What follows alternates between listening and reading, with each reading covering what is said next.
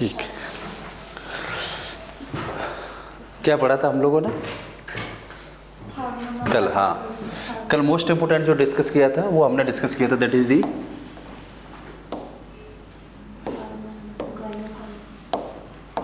Hormones इन gynaecology. Clear है?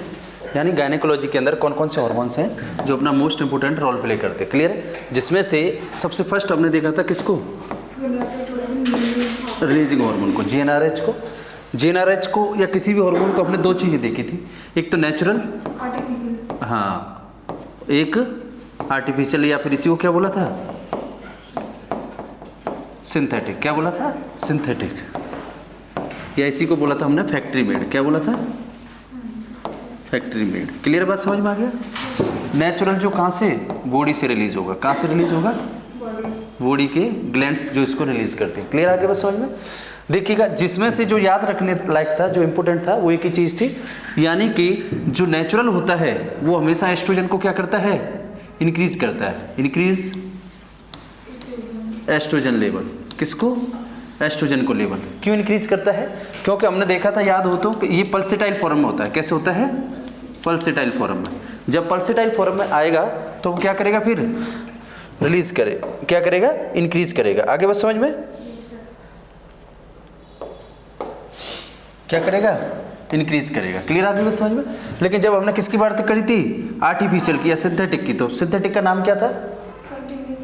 नहीं, नाम क्या दिया था हमने? किस फॉर्म में मिलता है फैक्ट्री से? उसका नाम था दैट इज दी ल्यूप्रोलाइड। क्या नाम था? ल्यूप्रोलाइड। जाके पढ़ाई किया था?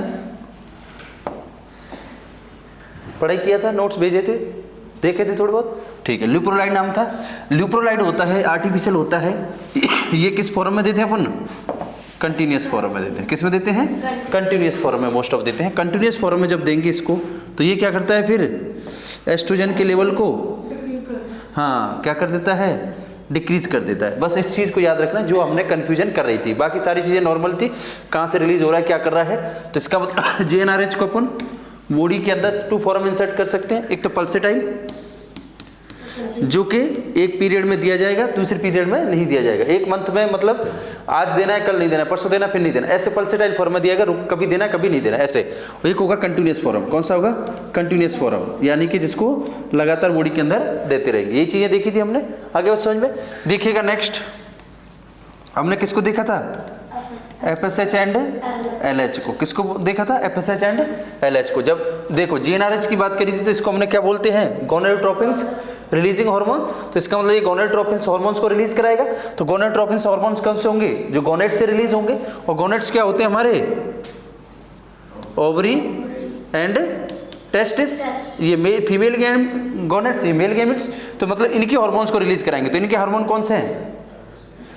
नहीं, इनके हार्मोन्स, इनके ऊपर गोनेडोट्रोपिन्स, मतलब इनको एक्टिवेट, ट्रोपिन्स मैंने बोला था एक्टिवेट, स्टिमुलेट करने वाले। तो गोनेड्स को स्टिमुलेट करने वाले हार्मोन्स को क्या कराएंगे? ये रिलीज कराएगा। कौन? जीएनआरएच। तो वो कौन होते हैं? FSH और LH। तो ये फिर कहाँ से आते हैं? ये एंटीरियर पिट्यूटरी से आते हैं। किससे आते हैं दोस्तों? एंटीरियर पिट्यूटरी से आते हैं। आगे समझ में? एंटीरियर पिट्यूटरी से फिर ये आ जाकर के एक्ट करते हैं किस पर? गोनेड्स पर, क्योंकि गोनेडोट्रोपिन्स को स्टिमुलेट करेंगे। तो फिर ये जब एक्टिवेट हो जाते हैं तो इनसे रिलीज होते हैं next third hormone, that is the oestrogen and progesterone. Oestrogen and progesterone. आगे समझ में? इन्हीं की हमने कल कंप्लीट स्टडी की थी। ईस्ट्रोजन को किस तरीके से, किस फॉर्म में, क्या क्या टाइप है इनके टाइप के हिसाब से, फिर इनकी पिल्स में कितने टाइप्स की पिल्स होती हैं, वो सारी चीज़ देखी थी। इसी तरीके से प्रोजेस्टेरॉन को देखा था। प्रोजेस्टेरॉन का कौन सा नाम है? लियोन और जेस्ट्रोल। इसी तरीके से अगर सिंथेटिक देते हैं ईस्ट्रोजन का, तो उसका क्या नाम था? Ethenyl oestradiol. क्या नाम था? Ethenyl oestradiol. यही नाम थे कि नहीं थे? ये सारी चीज़ें देखी थी हमने। इसके बाद में इन दोनों का कंपैरिजन किया था कि ईस्ट्रोजन क्या करता है, प्रोजेस्टेरॉन क्या करता है। फिर इनकी ड्रग्स देखी थी कि नहीं देखी थी? ड्रग्स की बात करी थी। तो फिर हमने कौन कौन सी ड्रग देखी थी ईस्ट्रोजन की?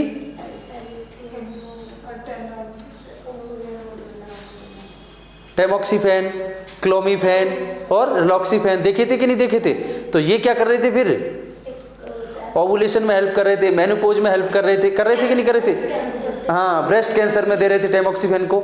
तो इस तरीके से इन ड्रग्स को आपने याद रखना, इंपोर्टेंट होती है, डायरेक्टली पूछ ली जाती है। आगे समझ में? इसी तरीके से प्रोजेस्टेरोन की ड्रग्स देखी, तो प्रोजेस्टेरोन की ड्रग में हमने किसकी बात करते हैं? एंटागोनिस्ट और एगोनिस्ट। तो एंटागोनिस्ट में मेनली हमने देखा था, एगोनिस्ट का इतना बड़ा रोल नहीं था।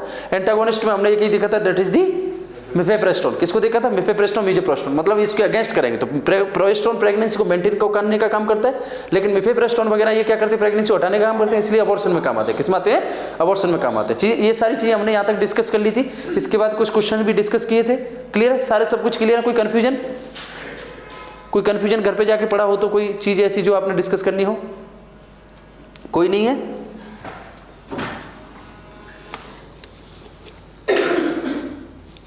जब कोई नहीं है तो इसका मतलब है फिर हमें नेक्स्ट डिस्कस करेंगे, दैट इज दी, मैंने कल बोला था आपको, that is the reproduction.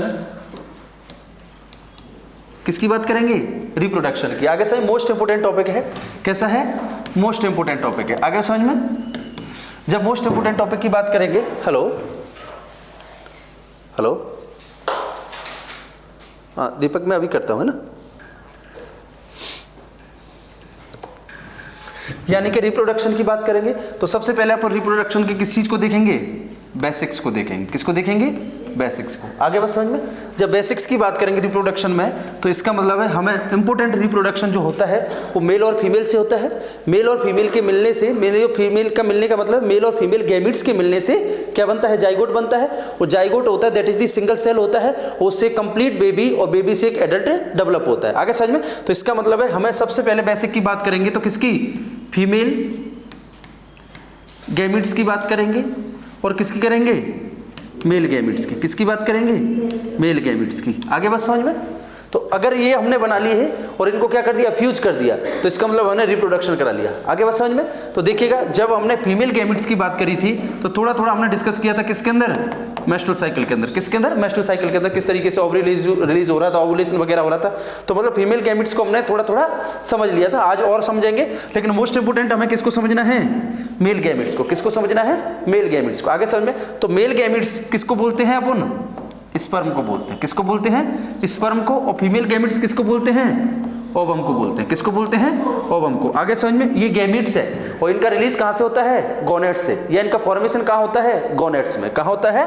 Gonads में। आगे बस समझ में, तो इसका मतलब ये गोनेट्स भी अलग होंगे जो कि एनालॉगस होते हैं एक दूसरे के, एक दूसरे के एनालॉगस होते हैं। ये मैंने बोला था एनालॉगस एक ही चीज है, बाकी सारी के सारे क्या हैं? होमोलॉगस है। आगे समझ में, तो जिनका ओरिजिन सेम था वो सारे क्या थे? होमोलॉगस थे। तो देखिएगा जब मेल में गोनेट्स की बात करेंगे स्पर्म, तो किसमें फॉर्मेशन होगा इसका? टेस्टिस के अंदर। किसके अंदर होगा? टेस्टिस के अंदर। क्लियर है बात समझ में? जब किसके अंदर बात करेंगे अपन? फीमेल के अंदर, तो फीमेल के अंदर कौन होगा फिर? ओवरी होगा। कौन होगा? ओवरी। तो ओवरी से क्या रिलीज होगा फिर?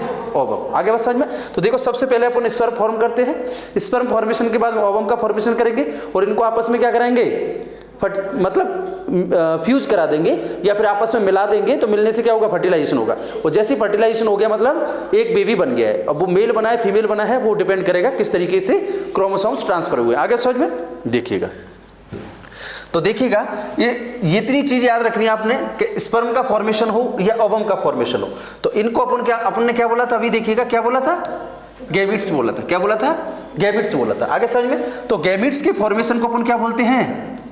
गैमेटोजेनेसिस। Very good. क्या बोलते हैं? गैमेटोजेनेसिस। ये छोटी छोटी चीजें हैं, डायरेक्टली पूछ ली जाती हैं, याद रखना। क्या बोलेंगे? गैमेटोजेनेसिस मतलब गैमीट का फॉर्मेशन। और गैमीट्स दोनों ही हो सकते हैं इसके अंदर, ओवम और स्पर्म। तो ओवम और स्पर्म दोनों की फॉर्मेशन को अपन क्या बोलते हैं?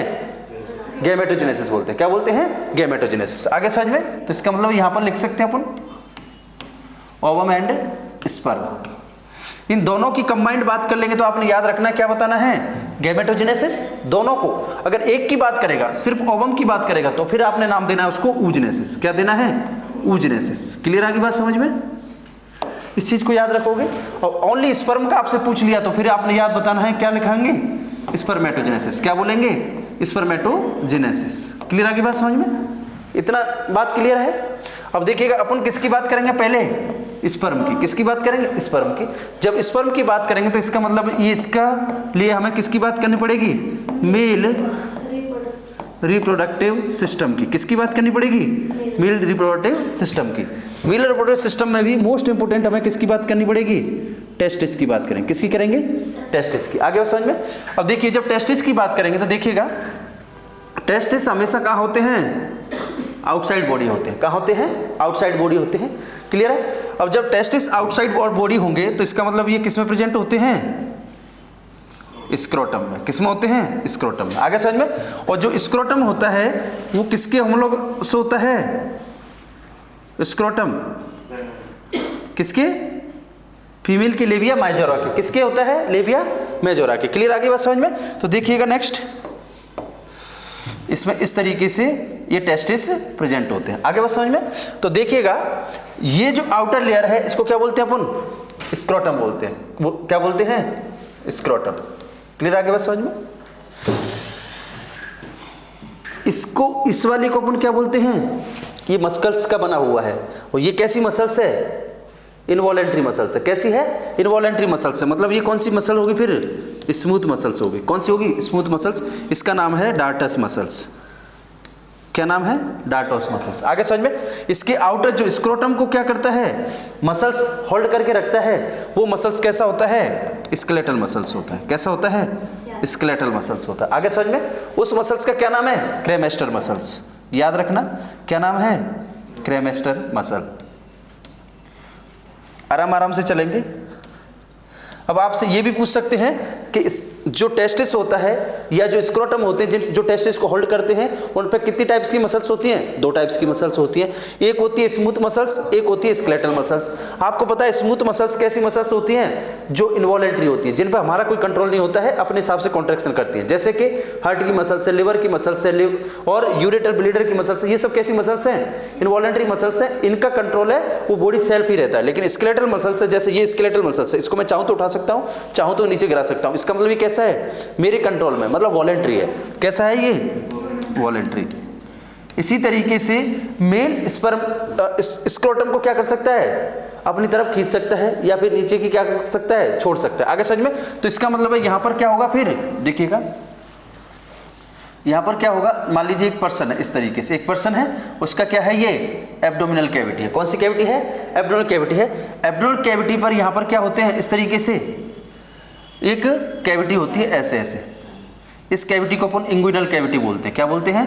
Inguinal cavity. इस तरीके से, और यहाँ से भी इस तरीके से आता है, और इस तरीके से इनको क्या करता है? ये होल्ड करने का काम करता है। क्या करने का काम करता है? होल्ड करने का काम करता है, ऐसे करके। तो यहाँ से इंग्विनल कैविटी से, इसको कौन सा कैविटी बोलते हैं? Inguinal cavity. आपने सुना होगा बहुत बार इंग्विनल हर्निया हो गया। आगे सर, तो इस कैविटी से क्या होता है? एब्डोमिनल टिश्यू होते हैं, वो निकल करके स्क्रोटम में आ जाते हैं। आगे समझ में? तो इसको क्या बोलते हैं अपन? Inguinal hernia. आगे समझ में? तो देखिएगा ऐसे। तो अब यहाँ से इंग्विनल कैविटी से इस तरीके से मसल्स आती है। जो मसल्स आती है वो कौन सी होती है? क्रेमेस्टर मसल्स होती है, स्केलेटल मसल्स होती है। आगे समझ में? जैसे कोल्ड के अंदर होगा, जब कोल्ड ठंड होती है तब स्क्रोटम क्या होते हैं? कॉन्ट्रैक्ट हो जाते हैं। आगे समझ में? जब हॉट वेदर होता है, क्योंकि क्या करना है कोल्ड में? अब मैंने आपको बताया था कि इसके टेम्परेचर को मेंटेन करना जरूरी होता है। आगे समझ में? जो टेम्परेचर होता है वो बॉडी से कितना होता है? 2 to 2.5 डिग्री सेंटीग्रेड लेस होता है। आगे समझ में? यानी कि स्पर्म के फॉर्मेशन के लिए, किसके लिए? स्पर्म के फॉर्मेशन के लिए जो स्क्रोटम का टेम्परेचर है वो हमें क्या रखना पड़ेगा? बॉडी टेम्परेचर कम रखना पड़ेगा। कैसे रखना पड़ेगा? कम रखना पड़ेगा। कम रखेंगे तो कितना रखना पड़ेगा? 2 to 2.5 डिग्री सेंटीग्रेड कम रखना पड़ेगा। आगे समझ में? एज कम्पेयर टू, इसका मतलब है बॉडी का अगर टेम्परेचर अपन कितना मानते हैं नॉर्मली? 37 डिग्री। कितना मानते हैं? 37 डिग्री। तो इसके फॉर्मेशन के लिए कितना टेम्परेचर होना चाहिए? 35 डिग्री सेंटीग्रेड। कितना होना चाहिए? 35 डिग्री सेंटीग्रेड। आगे बस समझ में? तो इसके लिए इसको क्या कर देते हैं? और आपको पता है एनवायरनमेंट के अंदर जो टेम्परेचर वगैरह होता है वो नॉर्मली कितना होता है? 25 के आसपास। कितना रूम टेम्परेचर? 25 degree centigrade. तो इसका मतलब है कोशिश करते हैं कि ये टेम्परेचर इतने पर स्पर्म का क्या हो जाए? फॉर्मेशन हो जाए। क्लियर आगे बात समझ में? तो एक तो ये याद रखना है आपने, टेम्परेचर क्या चाहिए? कम चाहिए। इसका तभी क्या होगा? स्पर्म का फॉर्मेशन होगा। तो इसी के लिए क्या होता है फिर? इसको आउटसाइड दी बॉडी होल्ड किया जाता है। आगे समझ में? किस में करते हैं? स्क्रोटम में। इसको क्या बोलते हैं अपन? स्क्रोटम। ये लिखा हुआ है, क्या बोलते हैं? स्क्रोटम। आगे समझ में, स्क्रोटम में दो मसल्स होती हैं, एक तो वॉलेंट्री मसल्स और एक इनवॉलेंट्री मसल्स। जो इनवॉलेंट्री मसल्स होती है उसको क्या बोलते हैं, डाल्टस मसल्स बोलते हैं। क्या बोलते हैं, डाल्टस मसल्स बोलते हैं। और जो वॉलेंट्री मसल्स होती है उसको क्रेमेस्टर मसल्स बोलते हैं। क्या बोलते हैं, क्रेमेस्टर मसल्स। आगे समझ में। अब देखिएगा जो टेस्टिस होता है उसका साइज कई बार पूछा जाता है। आगे समझ में। तो साइज की जब बात करेंगे, जैसे हमने ओवरी की साइज की बात करी थी, ओवरी के डायमीटर की बात करी थी, तो ओवरी का डायमीटर कितना था, 3:1 याद है। तो इसका भी कुछ ऐसा ही होता है, उसके जैसा ही। तो इसका मतलब अब अपन इसको निकाल लेते हैं। इतना सब कुछ हमने देख लिया। इसके बाद में हम टेस्टिस की बात करेंगे, जिसके अंदर क्या हो रहा है, स्पर्म का फॉर्मेशन हो रहा है। क्लियर बात आ गई समझ में। तो देखिएगा, मान लीजिए ये क्या है, ऐसे ओवल शेप का होता है। कैसा होता है, ओवल शेप का होता है। क्लियर आ गई बात समझ में। तो ओवल शेप का जो टेस्टिस होता है, इसका डायमीटर होता है, जैसे मान लीजिए लेंथ की बात करेंगे तो ये लेंथ हो गया, ये क्या होगी, इसकी विड्थ हो गई। आगे समझ में। तो विड्थ और लेंथ को आप कैसे याद रखोगे, 2, 3, 4, 5। कैसे याद रखोगे, 2, 3, 4, 5। आगे समझ में। मतलब 2 to 3 क्या होती है, इसकी विड्थ होती है, और 4 to 5 सेंटीमीटर क्या होती है, इसकी लेंथ होती है। आगे समझ में। तो ये क्या होगी, इसकी लेंथ हो गई, और ये क्या होगी, इसकी विड्थ हो गई। ऐसे याद रख लोगे, 2, 3, 4, 5, 2, 3, 4, 5। उसकी भी कुछ इतनी थी, 3 के आसपास थी विड्थ, किसकी, ओवरी की। ठीक है, नहीं थी। तो इसका मतलब है ये क्या होता है, इसका मेजरमेंट होता है। क्या होता है, मेजरमेंट होता है। आगे बात समझ में। इसके बाद में जो टेस्टिस होता है, उस टेस्टिस के अंदर लोब्यूल्स प्रेजेंट होते हैं। क्या होते हैं, टेस्टिकुलर लोब्यूल्स बोलते हैं उनको। तो ये एक लोब्यूल्स निकाला हमने। आगे समझ में। इस तरीके से ईच टेस्टिस के अंदर कितने होते हैं, 250 लोब्यूल्स होते हैं। आगे समझ में। जैसे कैसे, जैसे मान लीजिए ये टेस्टिस है, एक टेस्टिस है। इस टेस्टिस के अंदर एक लोब ये होगा, एक लोब ये होगा, एक लोब ये होगा, एक लोब ये होगा, एक लोब ये होगा। इस तरीके से लोब्स प्रेजेंट होते हैं, लोब्यूल्स। तो मतलब कितने होते हैं टोटल लोब्यूल्स, या टेस्ट के जो लोब्स होते हैं, वो लोब्स कितने होते हैं, 250। ये भी पूछा जाता है क्वेश्चन, याद रखना कितने होते हैं लोब्स। अब देखिएगा इन लोब्स के अंदर, अब मैंने एक लोब निकाल लिया यहाँ पर, ठीक है, ये 250 होते हैं। तो सबके अंदर स्पर्म का फॉर्मेशन होता है, इन्हीं के अंदर स्पर्म का फॉर्मेशन होता है। आगे समझ में। तो इसमें से हम एक को लेंगे, जो एक को लेंगे तो इसका मतलब देखिएगा, इसके अंदर क्या होती हैं, सेमनीफेरस ट्यूब्यूल्स होती हैं। क्या होती हैं, सेमनीफेरस ट्यूब्यूल्स होती हैं। तो इस तरीके से एक सेमनीफेरस ट्यूब्यूल्स ये रहा, एक सेमनीफेरस ट्यूब्यूल्स ये रहा, एक सेमनीफेरस ट्यूब्यूल्स ये रहा। इस तरीके से ईच लोब के अंदर कितनी, 1, 2, 3 सेमनीफेरस ट्यूब्यूल्स होती हैं। क्या होती हैं, सेमनीफेरस। समझ में आ रहा है वंदना, क्या होती हैं, सेमनीफेरस ट्यूब्यूल्स होती हैं। इस सेमनीफेरस ट्यूब्यूल्स के अंदर ही स्पर्म का फॉर्मेशन होता है। आगे बस समझ में, क्लियर है इतनी बात। तो देखिएगा ये लोब्स रहे, ये लोब्स के अंदर क्या होगा, ये वाली ये लोब है। क्या है ये,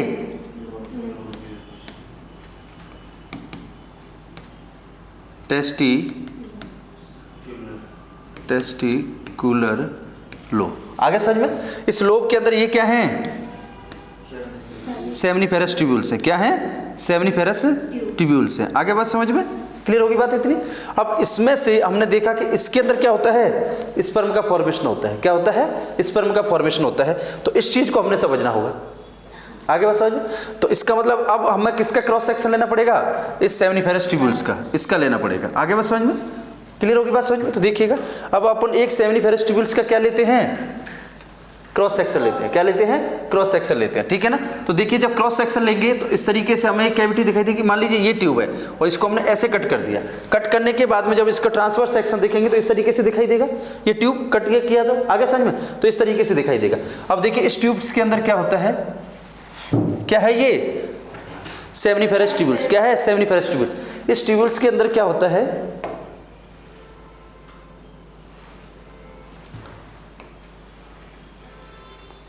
सारी कहानी इसी के अंदर होगी। आगे समझ में।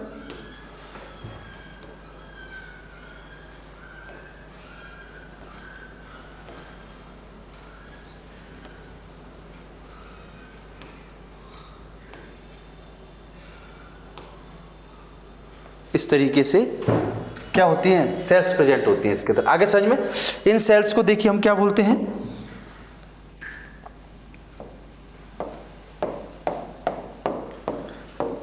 सॉरी क्या बोलते हैं, सार्टोली सेल्स बोलते हैं। क्या बोलते हैं, सार्टोली सेल्स।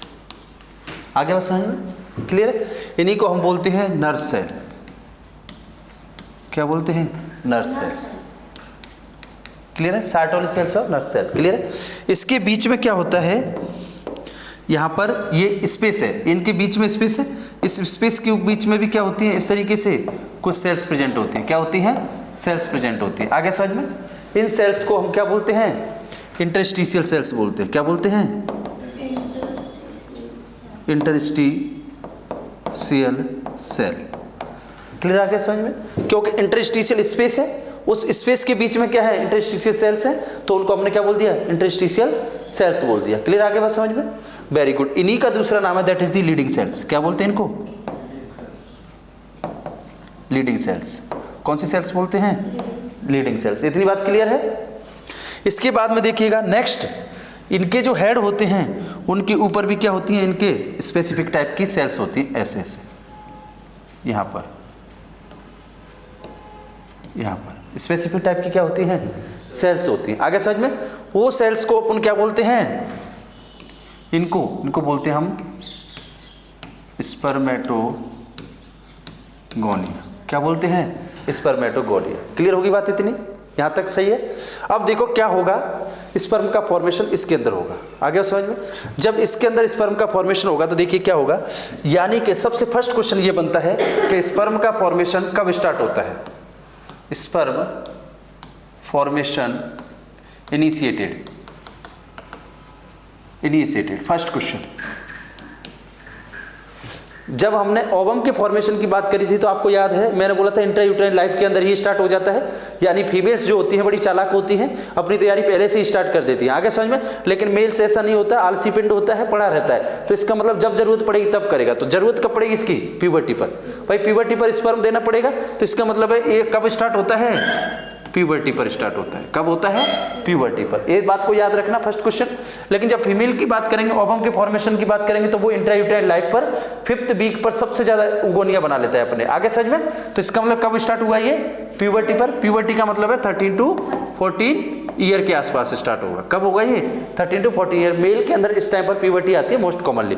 अब देखिएगा, इसकी जब प्यूबर्टी होगी तब क्या होगा, प्यूबर्टी होगी तब क्या होगा, यानी कि जो प्यूबर्टी हिट करती है किसको, हाइपोथैलेमस को। जैसे फीमेल के अंदर करी थी ऐसे इसमें, तो हाइपोथैलेमस को क्या करेगा, ये हिट करता है। जब हाइपोथैलेमस को हिट करेगा प्यूबर्टी, किसको करेगा, हाइपोथैलेमस। तो हाइपोथैलेमस से फिर क्या रिलीज होगा, GnRH। सेम क्या रिलीज होगा, GnRH रिलीज होगा। आगे समझ में, हाइपोथैलेमस में कहां से रिलीज होगा ये, आर्क्वेट न्यूक्लियस से। कहां से होगा ये, आर्क्वेट न्यूक्लियस से। क्लियर आ गया समझ में, आराम से समझना है। जब आर्क्वेट न्यूक्लियस से GnRH रिलीज होगा तो ये कहां पहुंचेगा, एंटीरियर पिट्यूटरी में। किसमें पहुंचेगा ये, एंटीरियर पिट्यूटरी। लेकिन एंटीरियर पिट्यूटरी किसका होगा, ये एक मेल का होगा। किसका होगा, एक मेल का होगा। जब एंटीरियर पिट्यूटरी के पास ये पहुंचेगा तो वहां से रिलीज कराएगा क्या, FSH एंड LH। अब देखो FSH तो मेनली किसके लिए, फीमेल के लिए वर्क करता है, लेकिन जो LH है वो किसके लिए कर्म करेगा, मेल के लिए। तो इसका मतलब है LH को ही अपन क्या बोल देते हैं यहाँ पर, ICHS। क्या बोल देते हैं, ICSH, ICSH। आगे समझ में, मतलब इंटरस्टिशियल सेल स्टिमुलेटिंग हार्मोन। आगे समझ में, तो देखिएगा इसको अपन ने क्या बोला है,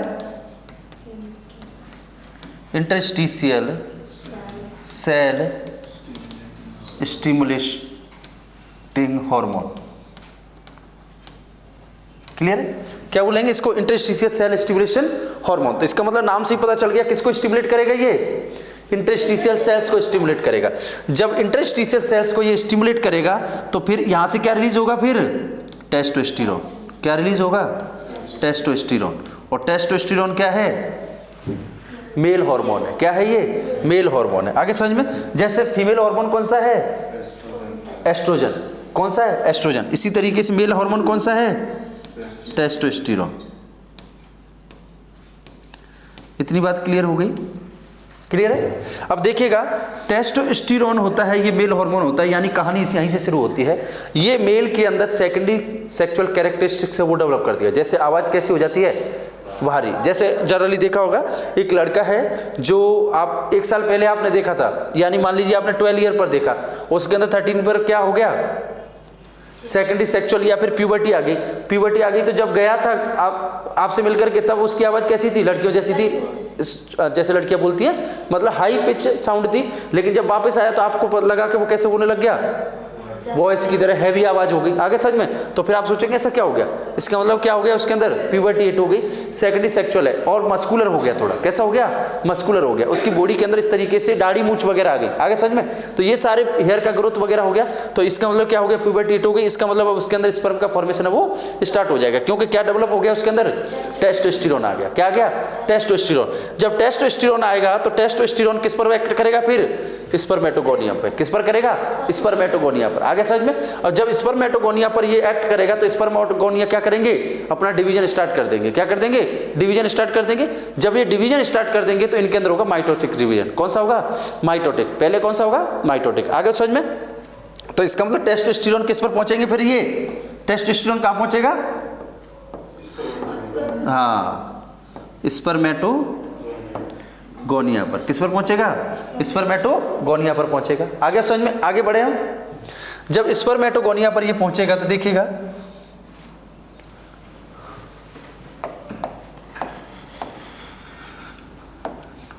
गोनिया कहां पहुंचा, स्पर्मेटोगोनिया पर। कौन पहुंचा, टेस्टोस्टेरोन। कौन पहुंचा, टेस्टोस्टेरोन।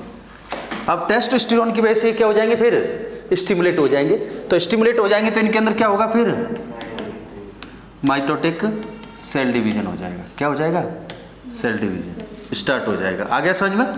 Mitotic cell division. अब मैंने आपको बताया था स्पर्मेटोगोनिया होते हैं, क्या होते हैं, जर्म सेल्स होती है। क्या होती हैं, जर्म सेल्स होती है। आगे समझ में? इनसे बेबी का ऑर्गन का फॉर्मेशन होता है। ऐसे मान लीजिए तो देखिएगा, जर्म सेल्स होती हैं तो ये कहां से आती है, फिर एपिब्लास्ट से आती है। कहां से आती है, एपिब्लास्ट से आती है। इतनी बात क्लियर होगी?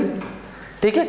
जर्म सेल्स होती है मेल की, उनको स्पर्मेटोगोनिया बोलते हैं, फीमेल की होती है उनको उगोनिया बोलते हैं। आगे समझ में? और ये किस कहां से आती है, अगर ऐसे पूछ लिया जाता कई बार कि स्पर्मेटोगोनिया का डेवलपमेंट कहां से होता है, या स्पर्मेटोगोनिया जो जर्म सेल है वो कहां से आती है, एपिब्लास्ट से आती है। किससे आती है, एपिब्लास्ट से। इतनी बात क्लियर होगी? Very good. अब देखिए इसके अंदर जब माइटोटिक सेल डिवीजन होगा तो मान लीजिए स्पर्मेटोगोनिया, कोई एक स्पर्मेटोगोनिया यहाँ पर, और इसके अंदर माइटोटिक सेल डिवीजन होगा, आपको पता है। तो इसका मतलब माइटोटिक सेल डिवीजन से कितनी सेल बनती हैं, एक सेल से, एक पेरेंट सेल से 2 डॉटर सेल बनती है। आगे समझ में? तो ये पेरेंट सेल है, इसके पास कितने क्रोमोसोम होंगे, 46 होंगे। क्योंकि ये मैंने आपको ये अच्छे से बताया हुआ है कि जो सेल कंप्लीट डिवीजन करेगी उसके अंदर कंप्लीट क्रोमोसोम्स होने चाहिए। अगर उसके अंदर क्रोमोसोम्स जब तक कंप्लीट नहीं होंगे तब तक वो डिवीजन के लिए रेडी नहीं है। इतनी बात क्लियर है? तो इसका मतलब इसके अंदर 46 क्रोमोसोम्स है, किसके अंदर, स्पर्मेटोगोनिया के अंदर। इसका मतलब ये डिवीजन कर सकता है, डिवीजन कर सकता है। तो इसका मतलब कितनी सेल बनेंगी, फिर 2 सेल बनेंगी। आगे समझ में? और आपको अच्छे से पता है जब माइटोटिक सेल डिवीजन होता है तो उसके अंदर क्रोमोसोम्स के नंबर कितने होते हैं, आधे नहीं होते हैं। माइटोटिक सेल डिवीजन हमेशा कैसे रहेंगे, डिप्लॉइड रहेंगे। एक होते हैं हैप्लॉइड, इसमें आधे हो जाते हैं डिप्लॉइड। तो ये क्रम कितने हैं, 46। तो इसका मतलब इसकी डॉटर सेल के अंदर भी कितने जाएंगे, 46 जाएंगे। कितने जाएंगे, 46 जाएंगे। कितने जाएंगे, 46 जाएंगे। क्लियर है बात इतनी? तो इसका मतलब 46 हो गए। तो एक डॉटर सेल से, वो एक पेरेंट सेल से, एक कौन सी सेल है, पेरेंट सेल है, जिससे दूसरी सेल बन रही है, और ये क्या है, डॉटर सेल है। क्या है, डॉटर सेल है। तो डॉटर सेल कितनी बनती है माइटोटिक सेल डिवीजन से, 2 बनेंगी। कितनी बनेंगी, 2 बनेंगी। जब माइटोटिक सेल डिवीजन होगा तो इसका मतलब है माइटोटिक सेल डिवीजन क्यों जरूरी है, क्योंकि इसलिए जरूरी है, अगर इसके अंदर माइटोटिक सेल डिवीजन नहीं होगा तो जितने स्पर्मेटोगोनिया है वो किस में कन्वर्ट हो जाएंगे, किसके अंदर, प्राइमरी oocyte के अंदर, प्राइमरी स्पर्मेटोसाइट के अंदर। जब प्राइमरी स्पर्मेटोसाइट के अंदर कन्वर्ट हो जाएंगे तो आपको पता है स्पर्मेटोगोनिया तो खत्म हो जाएंगे ना। तो इसका मतलब उसको पता है कि खत्म होने से पहले मुझे अपने नंबर्स बढ़ा लेने हैं। तो इसका मतलब वो नंबर्स को क्या कर देता है, बहुत ज्यादा इंक्रीज कर देता है। उसके बाद में उसके अंदर क्या कराता है, माइटोटिक डिवीजन के बाद में फिर उसके अंदर मियोटिक डिवीजन कराएगा। क्या करेगा, मियोटिक डिवीजन। तो माइटोटिक सेल डिवीजन से हमें क्या मिला है यहाँ पर, ये फर्स्ट या प्राइमरी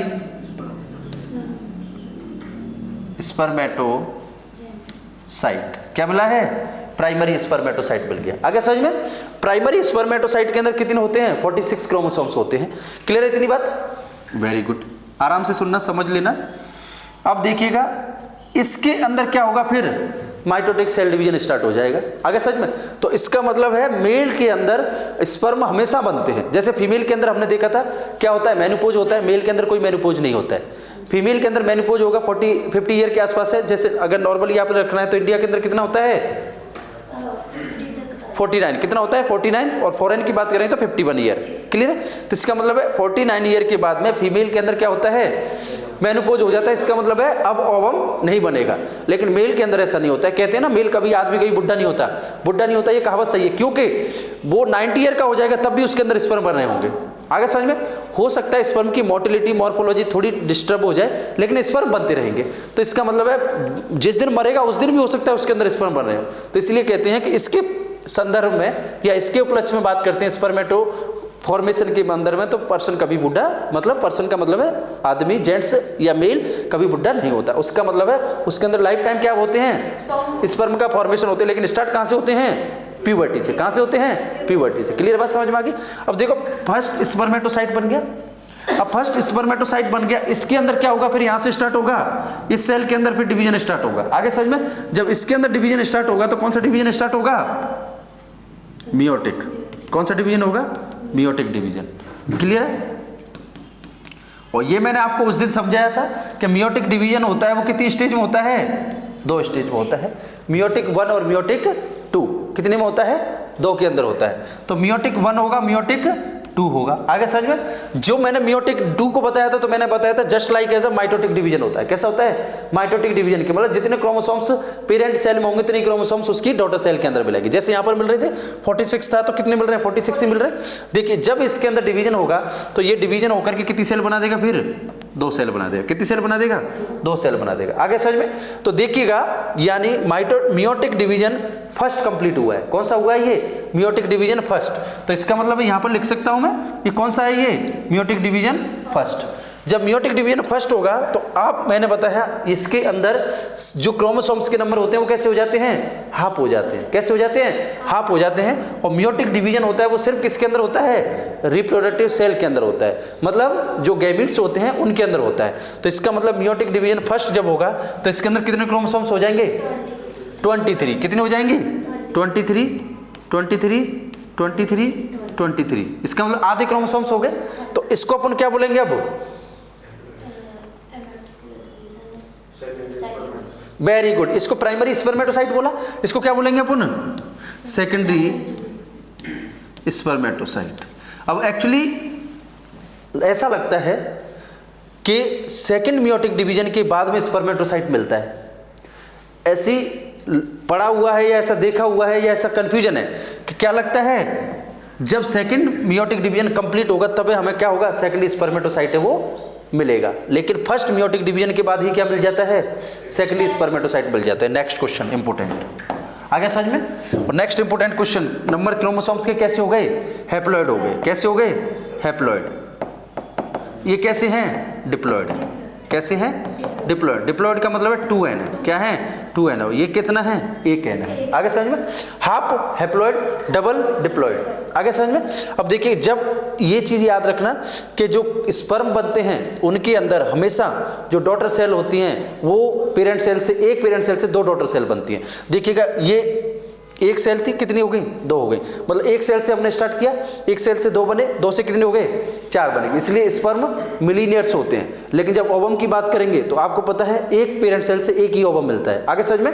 क्यों? क्योंकि दूसरा पोलर बॉडी बनता है जो कि डिजनरेट हो जाता है। तो वहां पर फीमेल के अंदर एक ही मिलेगा लेकिन मेल के अंदर बहुत सारे बनते हैं इस तरीके से। तो ऐसे कई सारे जब प्यूबर्टी होगी तो कई सारे क्या होंगे हाँ ये क्या है पेरेंट सेल मतलब स्पर्मेटोगोनिया। क्या है स्पर्मेटोगोनिया। तो कई सारे स्पर्मेटोगोनिया मैच्योरेशन स्टार्ट करेंगे तो कई सारे जब मिलियंस स्पर्मेटोगोनिया के अंदर डेवलपमेंट होगा तो फिर क्या होगा मिलियंस ऑफ स्पर्म मिलेंगे आपको। आगे समझ में। तो देखिएगा अब इसके अंदर क्या होगा सेकंड स्पर्मेटोसाइट के अंदर सेकंड मियोटिक डिवीजन होगा। क्या होगा सेकंड मियोटिक डिवीजन होगा। आगे समझ में। तो यहां पर लिख सकता हूं मैं meiotic division second stage start हो गई। जब सेकंड स्टेज स्टार्ट होगी तो देखिएगा फिर से इनके अंदर क्या होगा डिवीजन होगा। तो इसका मतलब है इनको छोड़ देते किसी एक का करा लेते हैं। तो इसका मतलब इससे हमने इस तरीके से डिवीजन कराया। जब डिवीजन कराया तो कितनी मिलेंगे फिर ये 2 मिलेंगे। कितने मिलेंगे 2 मिलेंगे। अब ये मैंने आपको अच्छे से बताया था कि मियोटिक डिवीजन सेकंड जो होता है just as a mitotic division होता है। किसकी तरह होता है? माइटोटिक डिवीजन की तरह होता है। तो माइटोटिक डिवीजन की तरह जब होता है तो इसका मतलब है इसकी क्रोमोसोम्स में आधे होंगे क्या? नहीं होंगे। तो जिसका मतलब जितने पेरेंट सेल में उतने क्रोमोसोम्स आएंगे। तो इसका मतलब इसमें कितने क्रोमोसोम्स आएंगे वंदना? 23। कितने आएंगे? 23। आगे कि नहीं आगे? क्लियर होगी बात समझ में? तो इसका मतलब है इस पर जो क्रोमोसोम्स हैं वो कितने? 23। अब सेकेंडरी स्पर्मेटोसाइट यहां पर मिल गया तो फिर इसका मतलब ये क्या बना? फिर स्पर्मेटेट्स बनेगा। अब इसका मतलब सेकंड मियोटिक डिवीजन होने के बाद हमें क्या मिलता है? Next question, that is the spermatids. क्या मिलता है? स्पर्मेटेट्स। आगे समझ में? नेक्स्ट क्वेश्चन ये हो गया, एक क्वेश्चन ये हो गया। आगे बात समझ में? तो अब सेकंड मियोटिक डिवीजन जब कंप्लीट होगा तो हमें क्या मिलेगा? स्पर्मेटेट्स मिलेंगे। क्या मिलेंगे? स्पर्मेटेट्स। क्लियर होगी बात? अब देखिए यहां तक सुन लिया आपने, चलो आगे बढ़ते हैं।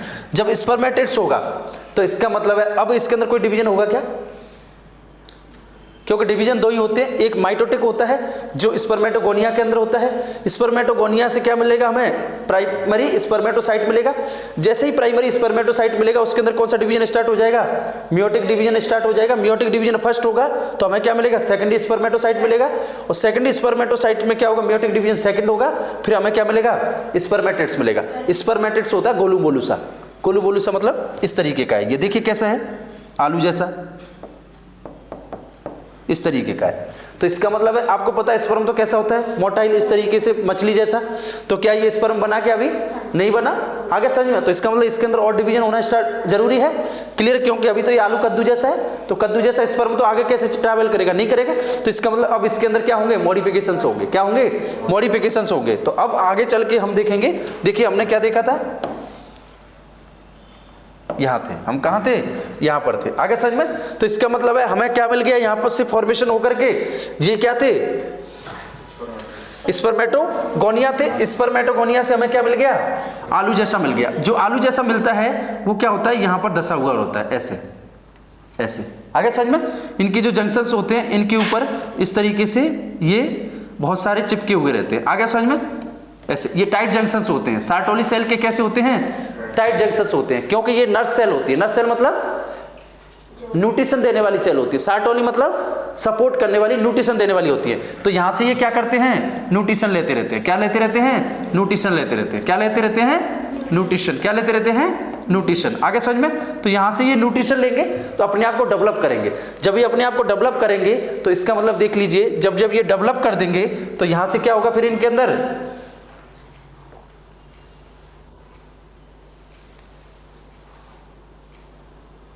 ऐसे मान लीजिए ऐसा ऐसे टेल का फॉर्मेशन हो जाएगा। किसका हो जाएगा? टेल का फॉर्मेशन हो जाएगा। किसका हो जाएगा? टेल का। आगे समझ में? इनके अंदर इस तरीके से टेल बन जाएगी। लेकिन अभी भी है किसके अंदर? ये सार्टोली सेल से अपना ऐसे सिर चिपका के सार्टोली सेल के अंदर वहां से न्यूट्रिशन लेते रहते हैं और अपना पीछे की तरफ डेवलपमेंट करते रहते हैं। आगे समझ में? तो देखिएगा इस तरीके की जो चिपके हुए इस तरीके का जो फॉर्मेशन होता है, या जो मैंने अभी बताया था इसका कैसा होगा? इस तरीके से। इसको मिटा दो। ये आपको सारा समझ में आ गया? क्लियर है?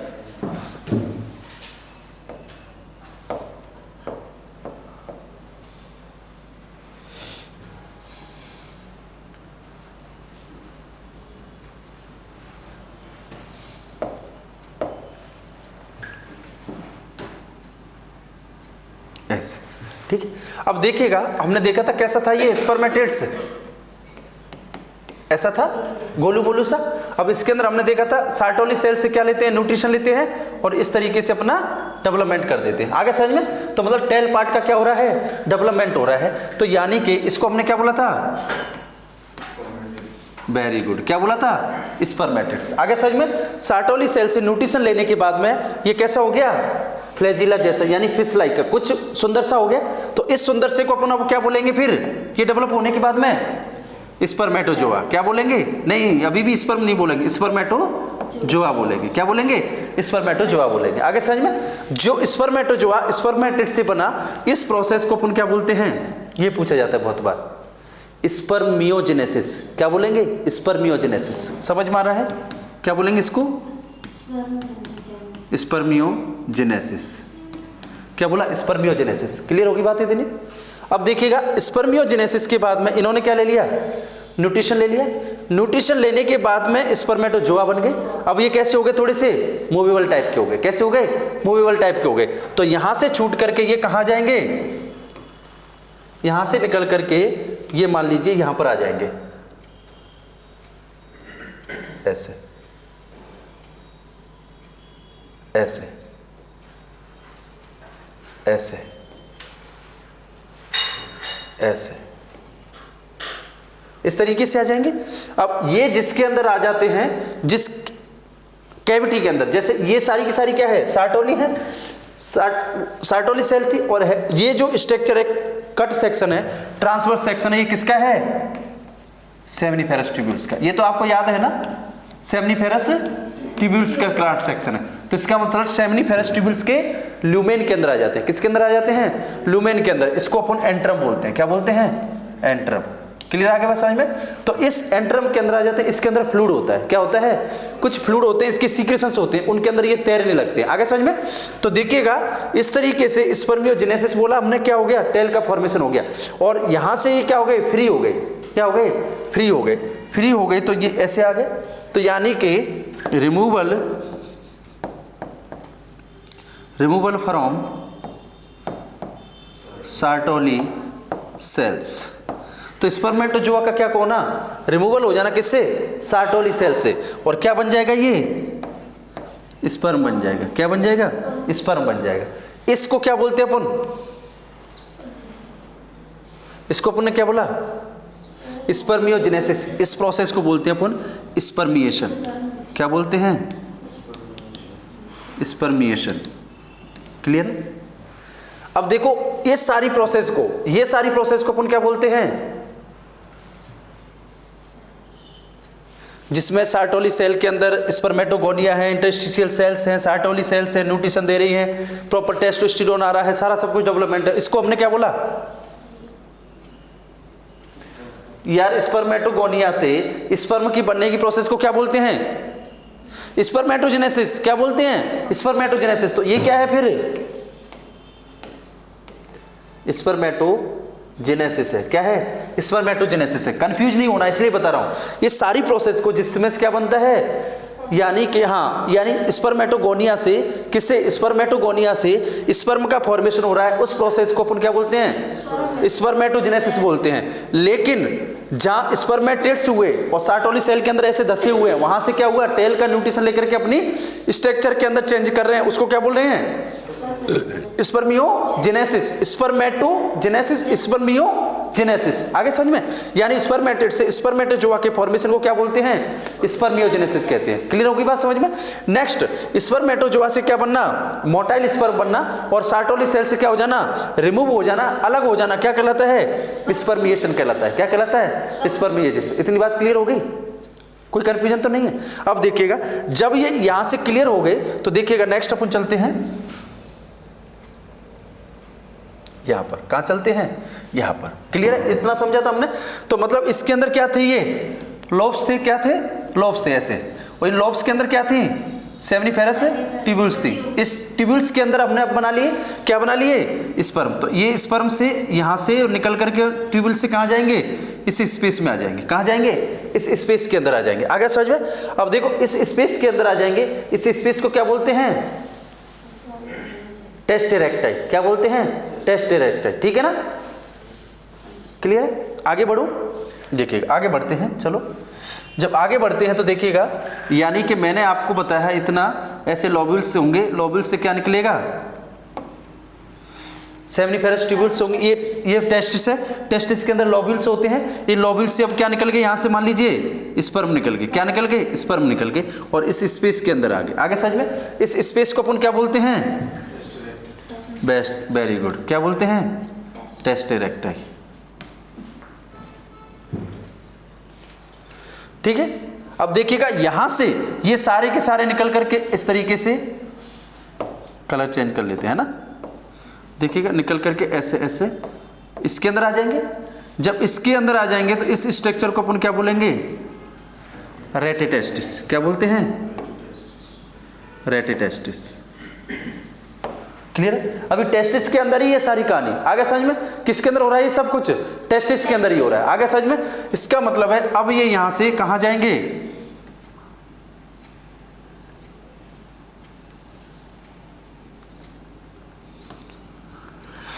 इस तरीके से, तो इसके अंदर आ जाएंगे। किसके अंदर आ जाएंगे? ये इस कैविटी के अंदर आ जाएंगे। जब इस कैविटी के अंदर आ जाएंगे तो इस कैविटी को अपन क्या बोलेंगे? इस इतनी सी कैविटी को यहां पर ऐसे देख सकते हैं, इस तरीके से। तो ये एक कैविटी होगी जो एपिडिडाइमिस से कनेक्ट होगी, इसको बोलेंगे अपन वासा इफेरेंस। क्या बोलेंगे?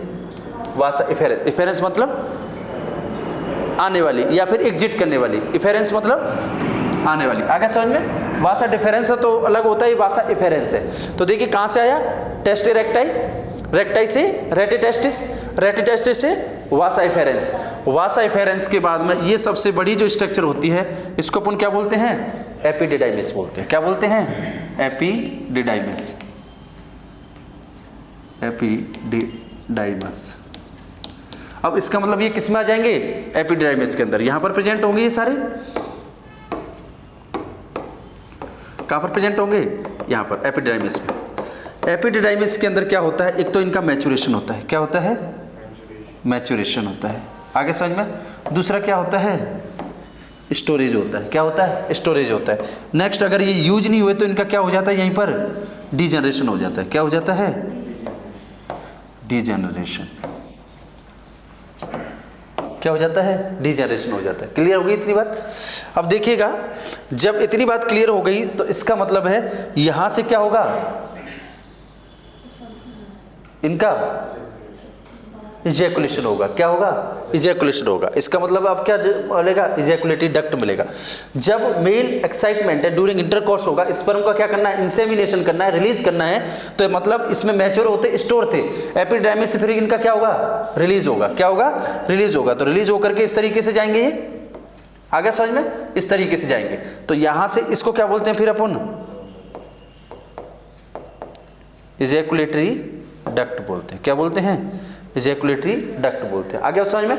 अब देखिएगा, इस तरीके से ये पहुंचेंगे तो फिर कहां पहुंचेंगे? ये मेल यूरिथ्रा में। किसमें पहुंचेंगे? मेल यूरिथ्रा में। क्योंकि मेल के अंदर, जैसे फीमेल के अंदर यूरिथ्रल ओपनिंग अलग से थी, वेजाइनल ओपनिंग अलग से थी, लेकिन मेल के अंदर दोनों ही, यानी इजैकुलेटरी ओपनिंग जिसमें से स्पर्म निकलेंगे और दूसरा यूरिन जो निकलेगा, दोनों ही पाथवे कैसे होते हैं? सेम होते हैं। आगे समझ में? तो इसका मतलब है, इसको आगे बढ़ा लेते हैं। तो इसका मतलब देख लीजिए, हमने यहां से ऐसे करके और क्या निकाले थे? ये ऐसे करके, और किसके अंदर स्टोर किए हमने? एपिडाइमिस के अंदर। एपिडाइमिस के अंदर स्टोर करने के बाद में यहां से कौन आई? फिर इजैकुलेटरी डक्ट आई। कौन आई? Ejaculatory duct. अब देखिएगा इधर क्या होगा? फिर मेल का ब्लेडर होगा। आगे से ब्लेडर के अंदर क्या जुड़े हुए होंगे? यूरेटर। क्या जुड़े हुए होंगे? यूरेटर। यूरेटर कहां से आएंगे? किडनी से आएंगे। कहां से आएंगे? किडनी से। ऐसे ऐसे आते हैं कि नहीं आते हैं? क्लियर है? अब इसके बाद में ये क्या होगा? फिर यूरेथ्रा होगा। क्या होगा? यूरेथ्रा। क्लियर है? इस तरीके से मेल यूरेथ्रा होगा। आगे समझ में? ऐसे मान लीजिए। अब देखिएगा, जो इजैकुलेटरी डक्ट आती है वो इस तरीके से आती है, यहां से जाएगी और यहां से ऐसे आ जाएगी। क्लियर? आगे बात समझ में? और इधर से दूसरी, ये एक टेस्ट इसका है, दूसरे वाले का भी ऐसे करके आएगा, ऐसे, और इसके पीछे से घूम करके ऐसे आ जाती है। आगे बात समझ में? ऐसे आ जाती है। क्लियर है यहां तक? तो देखिएगा, जब ये, इसको अपन ने क्या बोला है? इजैकुलेटरी डक्ट बोला है। क्या बोला है? इजैकुलेटरी डक्ट बोला। इसको अपन ने क्या बोला था? एपिडिडाइमिस। क्या बोला था?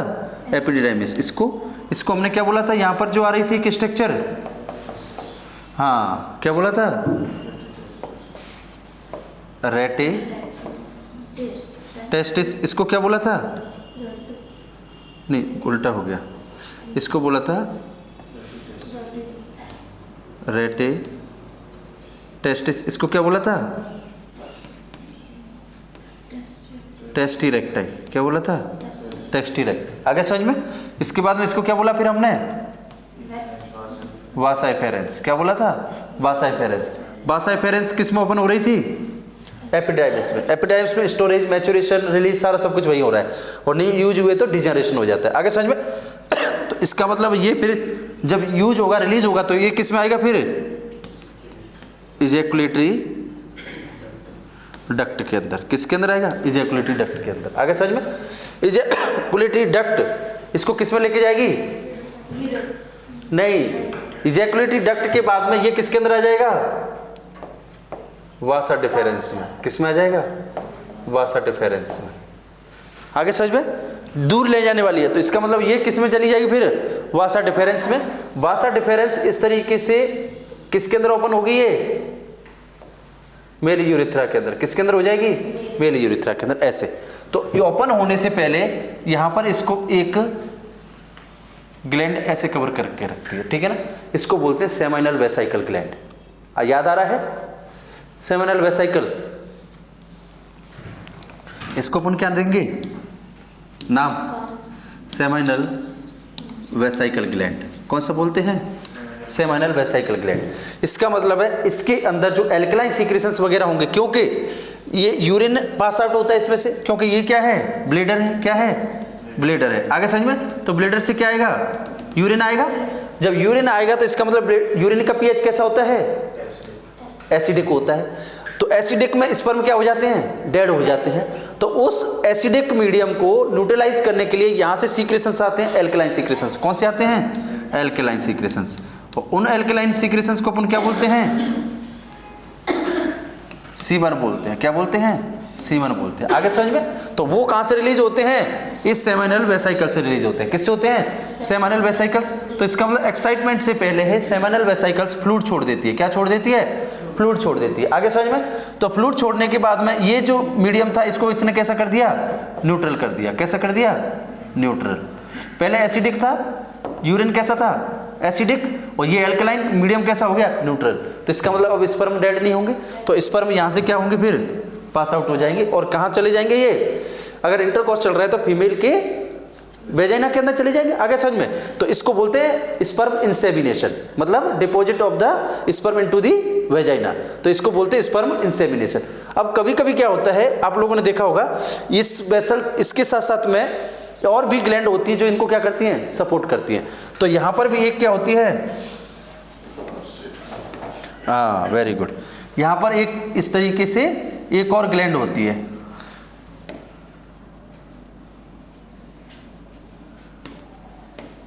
क्या होती है? ये हो क्यों नहीं रहा है?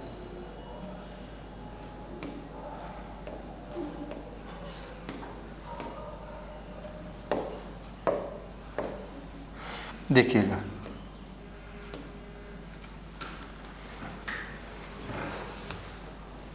क्या होती है? एक और ग्लैंड होती है जो इसको क्या करती है? चारों तरफ से कवर करके रखती है और अपने सीक्रेशंस किसके अंदर? यूरेथ्रा के अंदर छोड़ती है। इसको प्रोस्टेट यूरेथ्रा कहते हैं। आगे समझ में? तो ये कौन सी ग्लैंड है फिर? प्रोस्टेट ग्लैंड है। कौन सी ग्लैंड है? प्रोस्टेट ग्लैंड है। आगे समझ में? अब प्रोस्टेट ग्लैंड के साथ साथ में एक और ग्लैंड होती है यहां पर, ऐसे करके। इसको अपन क्या बोलते हैं? बल्बो यूरिथ्रल ग्लैंड, यानी मेम्ब्रेनस यूरिथ्रा के अंदर जो ओपनिंग होती है वो किसकी होती है? बल्बो यूरिथ्रल ग्लैंड की। इसी को अपन ने क्या नाम दिया था? बल्बो यूरिथ्रल को काउपर्स ग्लैंड, जो कि किस ग्लैंड के वो थी? फीमेल के अंदर होमोलॉगस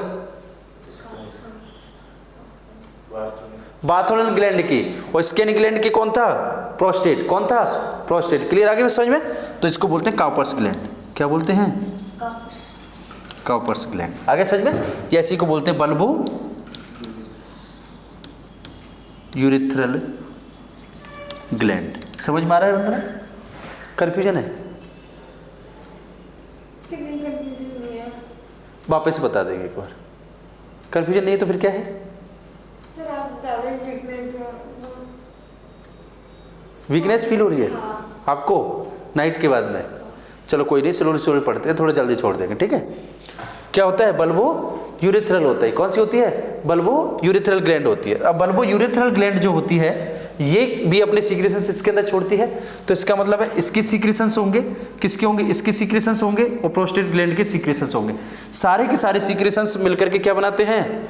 सीमन बनाते हैं। क्या बनाते हैं? सीमन बनाते हैं। आगे समझ में? अब देखिएगा स्पर्म यहाँ से चले थे ऐसे करके और यहाँ पर ऐसे करके क्या हो गया, इनका इंसेमिनेशन हो गया। आगे समझ में? अब इंसेमिनेशन के बाद में जब स्पर्म कहाँ पहुँचते हैं? फीमेल वेजाइना के अंदर।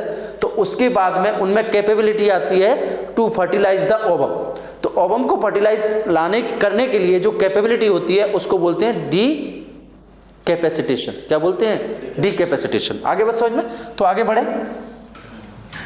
अब इतना हमें पता चल गया। अगर सीमन में बात करते हैं, सीमेन की बात करते हैं, तो सीमेन के अंदर 3 चीजें क्या होती हैं? इंक्लूड होती हैं। आगे समझ में? सबसे फर्स्ट कौन होते हैं? स्पर्म होते हैं, जो कहां से आते हैं? टेस्टिस से।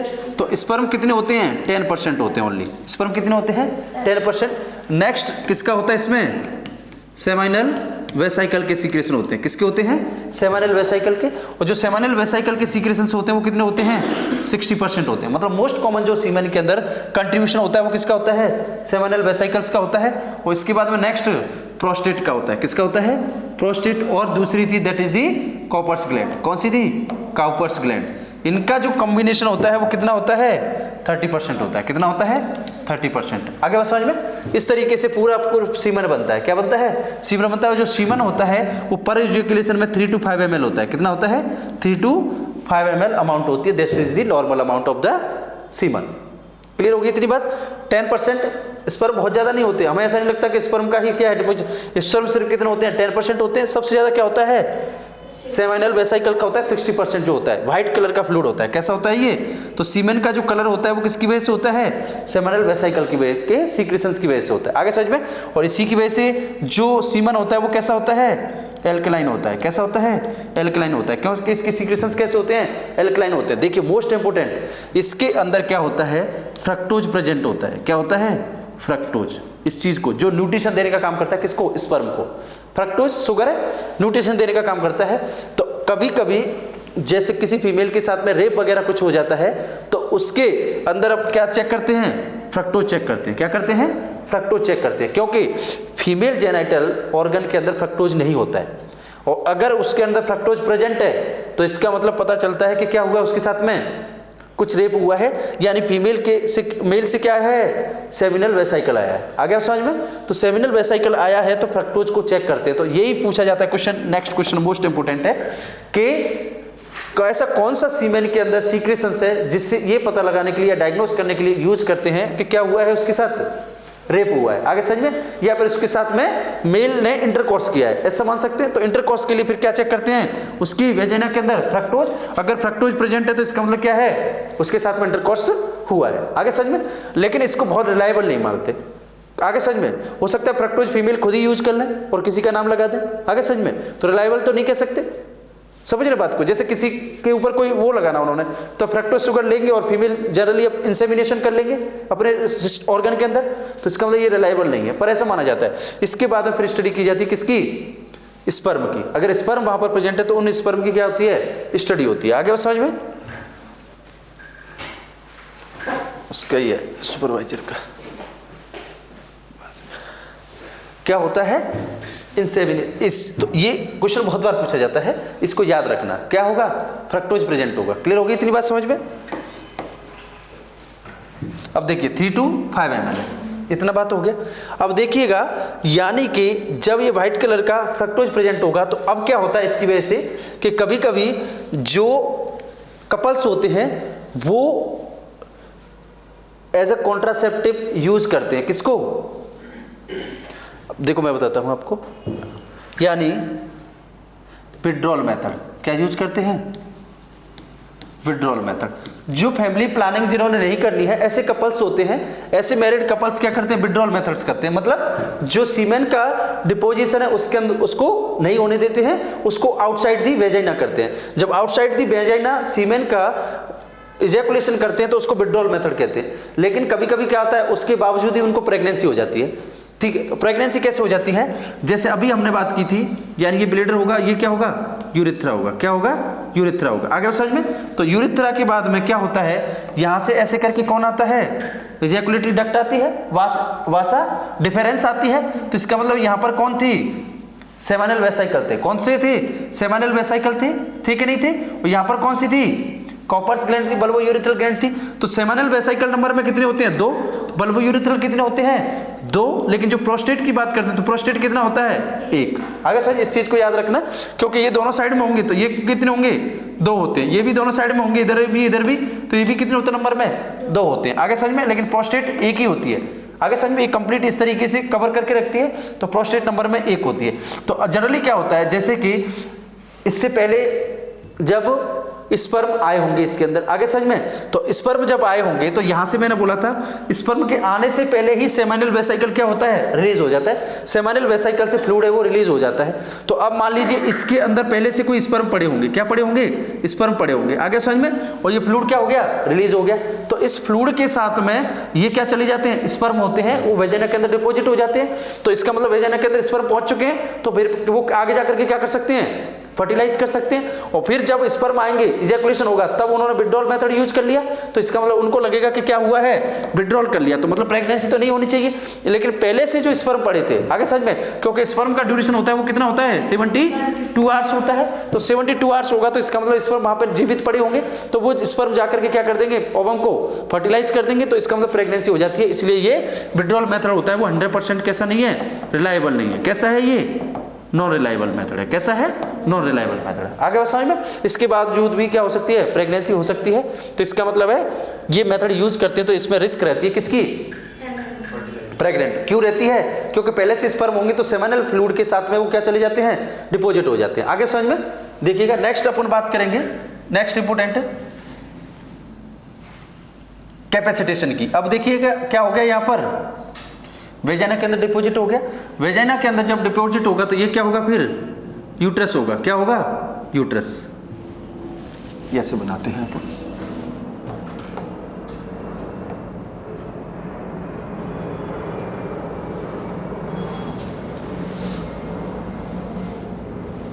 एक सेकंड क्लीन कर लेते हैं। यानी कि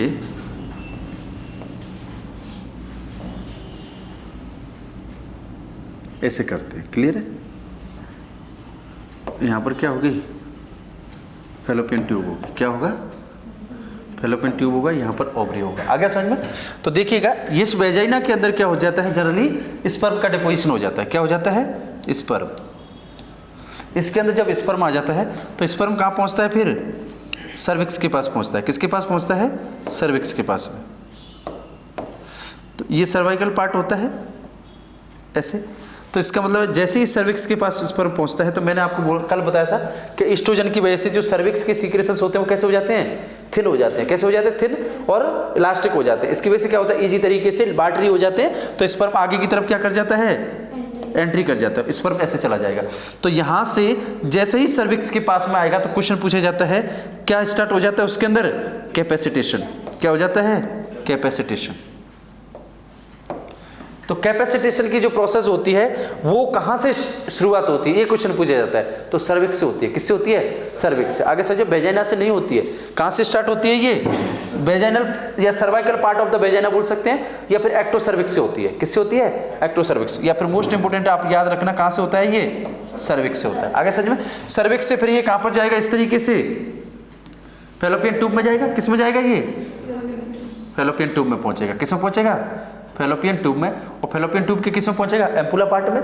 तो इसका मतलब है इसका यहां से स्टार्ट हुआ, और इसका मतलब यूट्रस में भी क्या होता है? इसका कैपेसिटेशन होता है। और इसका मतलब फैलोपियन ट्यूब में भी क्या होता है? इसका कैपेसिटेशन होता है। आगे सच में अब ये भी पूछा जाता है कि सबसे ज्यादा कैपेसिटेशन का प्रोसेस कौन से फीमेल जेनिटल ऑर्गन के अंदर होता है? तो वो फैलोपियन ट्यूब में होता है। तो मोस्ट कॉमन जो, या फिर सबसे ज्यादा जो कैपेसिटेशन होता है, या मोस्ट कॉमन जो कैपेसिटेशन होता है, वो किसके अंदर होता है? फैलोपियन ट्यूब में होता है। किसमें होता है? फैलोपियन ट्यूब में। इतनी बात समझ में आ गई? तो फैलोपियन ट्यूब के अंदर पहुंचेगा। तो इसका मतलब है स्टार्ट कहां से हुआ? सर्विक्स से। कहां से स्टार्ट हुआ? सर्विक्स से। और कहां तक हुआ कंप्लीट? फैलोपियन ट्यूब तक। लेकिन सबसे ज्यादा किसमें होगा? फैलोपियन ट्यूब में होगा। इतनी बात याद रख ली। अब पूछते हैं ड्यूरेशन ऑफ कैपेसिटेशन। कितना ड्यूरेशन होता है? Time duration for the capacitation. तो होता है 2 to 6 आवर्स। कितना होता है? 2 to 6 आवर्स। यानी कि एक स्पर्म को फर्टिलाइज करने के लिए किसको? ओवम को अपने आप को फीमेल जेनिटल ट्रैक्ट के अंदर 2 to 6 आवर्स रखना पड़ेगा। आगे समझ में, जब 2 to 6 hours female genital tract के अंदर वो रहेगा, उसी के बाद वो क्या होगा, कैपेबल होगा किसके लिए, फर्टिलाइज करने के लिए, किसको, ओवम को। आगे बात समझ में। तो इस प्रोसेस को अपन क्या बोलते हैं, कैपेसिटेशन। क्या बोलते हैं, कैपेसिटेशन। तो हमने स्पर्मेटोजेनेसिस पढ़ा, स्पर्मेटोजेनेसिस के अंदर स्पर्मियोजेनेसिस पढ़ा, स्पर्मियोजेनेसिस के अंदर स्पर्मिएशन पढ़ा, और स्पर्मिएशन के बाद हमने क्या पढ़ा, कैपेसिटेशन पढ़ा। क्या पढ़ा, कैपेसिटेशन। क्लियर होगी बात समझ में। अब देखिएगा, इसके बाद हम नेक्स्ट जो इंपॉर्टेंट बात करेंगे वो किसकी करेंगे, स्पर्म की। किसकी करेंगे, स्पर्म की। तो स्पर्म के अंदर क्या क्या चीज प्रेजेंट होती है, तो देखिएगा बड़ा सुंदर सा स्पर्म होता है इस तरीके का,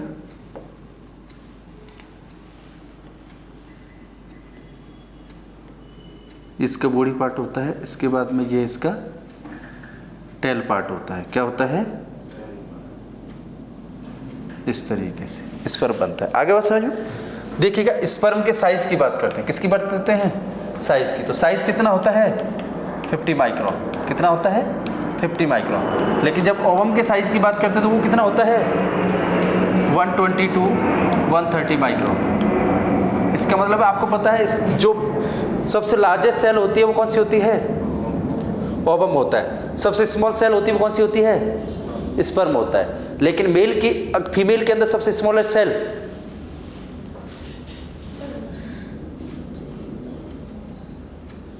प्लेटलेट्स होती है। कौन सी होती है, प्लेटलेट्स होती है। अगर फीमेल के अंदर, वो मेल के अंदर सबसे लार्जेस्ट सेल पूछ ली, न्यूरॉन। कौन होते हैं, न्यूरॉन। देखिए कुछ नहीं पूछा तो लार्जेस्ट सेल कौन है, ओवम। स्मॉलेस्ट कौन है, स्पर्म। कौन है, स्पर्म। आगे समझ में। लेकिन अब वो कंफ्यूज करने के लिए आपसे पूछेगा, जैसे ओवम किसके अंदर होता है, फीमेल के अंदर, तो ये सबसे लार्जेस्ट है। लेकिन फिर फीमेल के अंदर लार्जेस्ट पूछ लिया, फिर ओवम, और इस फीमेल के अंदर स्मॉलेस्ट पूछ लिया तो प्लेटलेट्स। इसी तरीके से मेल के अंदर पूछ लिया सबसे स्मॉलेस्ट स्पर्म और सबसे लार्जेस्ट न्यूरॉन, क्योंकि मेल के अंदर ओवम तो होता नहीं है, तो फिर वहां पे अलग आंसर देना पड़ेगा। क्या होगा, न्यूरॉन। क्लियर है। तो ऐसे कंफ्यूज करने के लिए भी क्वेश्चन पूछ लेता है। साइज पूछेगा तो आपने पता है स्पर्म का कितना होता है, 50 माइक्रोन, और किसका, ओवम का कितना होता है, 120 to 130 माइक्रोन्स। क्लियर होगी बात इतनी। देखिएगा इसके बाद में इसके पास जो मोस्ट इंपोर्टेंट होता है वो होता है हेड पार्ट। कौन सा होता है, हेड पार्ट। आगे समझ में। हेड के बाद में क्या होता है, मिड पीस। कौन सा होता है, मिड पीस। आगे समझ में। मिड पीस के बीच में क्या होता है, नेक। क्या होता है, नेक। और लास्ट में क्या होता है, that is the tail. Very good. या इसी को बोलते हैं फ्लैजिला। क्या बोलते हैं, फ्लैजिला पार्ट होता है। आगे समझ में। तो ये इस तरीके का स्पर्म का स्ट्रक्चर होता है। ये फिश लाइक होता है। कैसा होता है, एक फिश की तरह होता है। अब देखिए जिसका जो हेड होता है उस हेड के ऊपर क्या होता है, एक कैप होता है इस तरीके से, ऐसा कैप होता है। आगे समझ में। इस कैप को अपन क्या बोलते हैं, एक्रोसोम बोलते हैं। क्या बोलते हैं, एक्रोसोम बोलते हैं। आगे समझ में। इस हेड के अंदर क्या होते हैं, ऐसे ऐसे वेसाइकल्स प्रेजेंट होते हैं। क्या होते हैं, वेसाइकल्स प्रेजेंट होते हैं। फिर वेसाइकल्स के अंदर क्या होते हैं, एंजाइम्स होते हैं। क्या होते हैं, एंजाइम्स। और कौन से एंजाइम्स होते हैं, हाइड्रोलाइटिक। कौन से होते हैं, हाइड्रोलाइटिक एंजाइम्स होते हैं। कई सारे एंजाइम्स होते हैं, लेकिन हाइड्रोलाइटिक एंजाइम में से मोस्ट इंपोर्टेंट जो एंजाइम है वो कौन सा है, हाइलुरोनिडेज है। कौन सा है, हाइलुरोनिडेज। समझ में आया, ठीक है। इसके बाद में इसकी नेक जो होती है, नेक के अंदर क्या होते हैं, नेक के अंदर होता है इसके क्रोमोसोम्स। क्या होते हैं, वो सॉरी नेक के अंदर होगा, दैट इज दी सेंट्रियोल्स। क्या होते हैं, सेंट्रियोल्स। हेड के अंदर होंगे क्रोमोसोम्स। क्या होते हैं, क्रोमोसोम्स। आगे समझ में। अब स्पर्म है तो इसके क्रोमोसोम्स कितने होंगे इसके पास में, 22 प्लस y। क्या होगा, y। आगे समझ में। नेक्स्ट होगा that is the sorry X Y होगा। क्या होगा, एक्स वाई होगा। आगे समझ में। तो ये 22 पे ये कितना है, 22 और प्लस एक्स या वाई कोई हो सकता है। आगे समझ में। नेक्स्ट जो होगा उसके अंदर भी कितने होंगे, 22 प्लस एक्स वाई, कुछ भी हो सकता है। इस तरीके से क्या होते हैं, प्रेजेंट होते हैं ये। अब देखिएगा यहाँ से जो सेंट्रियोल्स होता है वो सेंट्रियोल्स इस तरीके से चलता है, इस तरीके से, और किस में चला जाता है, इसकी टेल पार्ट में चला जाता है। आगे समझ में, क्योंकि सेंट्रियोल्स ही क्या करता है, इसको टेल को बनाने का काम करता है। आगे की तरफ जो स्पर्म जो बन रहा था किसके द्वारा, स्पर्मियोजेनेसिस के द्वारा और स्पर्मिएशन के द्वारा, वो इस सेंट्रियोल्स की वजह से ही हो रहा था, और इसको क्या बोल रहा था, फ्लैजिला टाइप का पार्ट बना था, इसलिए ये मूवेबल होता है। लेकिन ओवम कैसा होता है, नॉन मूवेबल। स्पर्म कैसा होता है, मूवेबल। ओवम कैसा होता है, नॉन मूवेबल। आगे समझ में। अब इसके पास में क्या होता है एक्चुअली, इस तरीके से जो मिड पीस होता है इसमें माइटोकॉन्ड्रियास होते हैं। क्या होते हैं, माइटोकॉन्ड्रियास होते हैं, ऐसे, ठीक है। तो इस तरीके से माइटोकॉन्ड्रिया का अरेंजमेंट रहता है किसके अंदर, मिड पीस के अंदर। इस अरेंजमेंट का भी कई बार क्वेश्चन पूछा जाता है, क्या बोलते हैं, नेवेन कर्व। क्या बोलते हैं, नेवेन कर्व अरेंजमेंट होता है। तो माइटोकॉन्ड्रिया का जो अरेंजमेंट होता है किसके अंदर, mid piece of the sperm के अंदर, उसको क्या बोलते हैं, नेवेन कर्व बोलते हैं। और इसमें जो सबसे ज्यादा होते हैं वो कौन होते हैं, माइटोकॉन्ड्रिया होते हैं। कौन होते हैं, माइटोकॉन्ड्रिया। इसका मतलब है ये क्या है, इसका पावर हाउस है। क्या है, पावर हाउस है, किसका, स्पर्म का, पावर हाउस ऑफ स्पर्म। क्योंकि आपको पता है माइटोकॉन्ड्रिया के अंदर क्या बनती है, एटीपी बनती है, सबसे ज्यादा एनर्जी यहीं से मिलती है। तो इसका मतलब ओवम जब मूव करेगा तो इसका मतलब जो एनर्जी यूज करेगा वो कहां से आएगी, इसकी माइटोकॉन्ड्रिया से आएगी, मिड पीस से आएगी। और मिड पीस में इस तरीके का जो अरेंजमेंट होता है उसको क्या बोलते हैं, नेवेन कर्व बोलते हैं। और लास्ट में कौन सा पार्ट बन गया, टेल पार्ट है, जो किस में काम आता है, मूवमेंट में काम आता है, ठीक है ना। तो ये स्पर्म का क्या होता है, स्ट्रक्चर होता है। सबसे ऊपर हेड पार्ट होता है जिसमें क्या होते हैं, एक्रोसोम्स होते हैं, वो कवर करके रखता है। आगे समझ में। इसके बाद में हेड होगा, हेड के अंदर क्या होते हैं, न्यूक्लियस होगा एक, तो न्यूक्लियस के साथ साथ में क्या होते हैं, वेसाइकल्स होते हैं। तो न्यूक्लियस में क्या होते हैं, क्रोमोसोम्स होते हैं। न्यूक्लियस में क्या होते हैं, क्रोमोसोम्स होते हैं। और वेसाइकल्स में क्या होते हैं, हाइड्रोलाइटिक एंजाइम्स होते हैं, जिसमें से मोस्ट इंपोर्टेंट कौन सा एंजाइम है, हाइलुरोनिडेज एंजाइम है। इसके बाद में नेक होगा, नेक पार्ट के अंदर क्या होता है, सेंट्रियोल्स होता है। और सेंट्रियोल्स नेक से निकल करके इस तरीके से आगे की तरफ किस में चला जाता है, मिड पीस, मिड पीस से इसकी टेल में चला जाएगा। आगे समझ में। इसके बाद आता है इसका मिड पीस। मिड पीस के अंदर क्या होते हैं, माइटोकॉन्ड्रिया, जो इसको पावर हाउस या एनर्जी देने का काम करते हैं। माइटोकॉन्ड्रिया का इस तरीके का क्या होता है, अरेंजमेंट होता है। उस अरेंजमेंट को अपन नेवेन कर्व अरेंजमेंट कहते हैं। और उसके बाद में ये कहाँ चले जाते हैं, टेल। टेल इसको मूवमेंट प्रोवाइड करवाती है। क्या करवाती है, मूवमेंट प्रोवाइड करवाती है। आगे बात समझ में। तो ये क्या है, complete structure of the sperm. और आपने देखा स्पर्मेटोजेनेसिस को, किसको देखा, स्पर्मेटोजेनेसिस को। क्लियर होगी इतनी बात।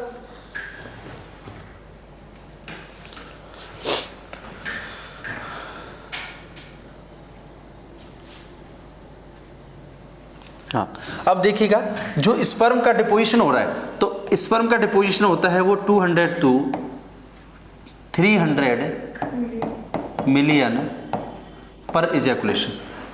ये चीज़ को भी याद रखना कि एक इजैकुलेशन के अंदर कितने स्पर्म आते हैं, तो कितने आते हैं, 200 से 300 मिलियन। कितने आते हैं, 200 से 300 मिलियन।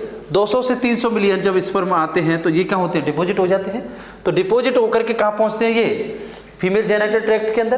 तो वहाँ पर भी क्या होते हैं, कुछ डेड हो जाते हैं। डेड होकर के ये किस में चले जाते हैं, फैलोपियन ट्यूब, यूट्रस में पहुँचते हैं, कैपेसिटेशन के लिए पहुँचते हैं। तो जो कैपेसिटेशन के लिए पहुँचते हैं स्पर्म, वो कितने पहुँचते हैं, थाउजेंड्स पहुँचते हैं। कितने पहुँचते हैं, थाउजेंड्स। तो थाउजेंड में बात करेंगे तो देखिएगा ये होते हैं 60 to 80,000 स्पर्म। कितने होते हैं, 60 to 80,000 स्पर्म। आगे समझ में।